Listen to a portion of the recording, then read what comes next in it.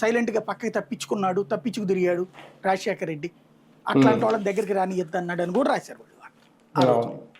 Scene cut చేస్తే అతను నిజంగా జేబుల్లో నుంచి పట్టుకొచ్చి కొమ్మలో పోసుకొచ్చి ఇవ్వలేడు కదా. ఏం ఆలోచించాడు, దీనికి తను అధికారంలోకి వస్తే ఏం చేయాలి. ఎవడన్నా అసలు జీవితంలో ఊహిస్తాడా?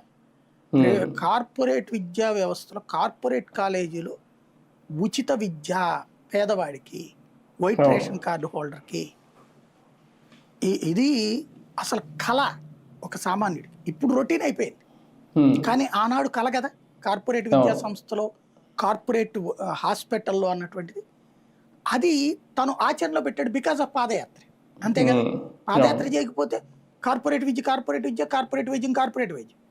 అదే సందర్భంలో మా బిడ్డను చదివిద్దామంటే ఆ పిల్లల్ని అడిగాడు. పిల్లలు అడిగితే ఏమైందయ్యా, డిగ్రీ ఇంటర్మీడియట్ అయిందండి, ఏం చేస్తున్నావు డిగ్రీ తర్వాత తెలవద్దయ్యా, ఇంజనీరింగ్ చేద్దామంటేనే సీట్లు దొరకవయ్యా, డాక్టర్ చేద్దామంటే సీట్లు దొరకవయ్యా అంటే, ఓహో మనకు కాలేజీలు కొరతుంది. కాలేజీలు రాజశేఖర రెడ్డి వచ్చినప్పుడే కదా విపరీతమైన కాలేజీలు పర్మిషన్ ఇచ్చింది, 100ల కొద్ది పర్మిషన్ వచ్చేసినాయి. అప్పుడు వీళ్ళు తిట్టారు కూడా. అప్పుడు నేదురుమల్లి జనార్దన్ రెడ్డి లాగా రాజశేఖర రెడ్డి చేత కూడా రాజీనామా చేద్దామని చూశారు. నేదురుమల్లి జనార్దన్ రెడ్డి వచ్చినప్పుడు మొదటి ప్రైవేటు కాలేజీలు పెట్టించింది.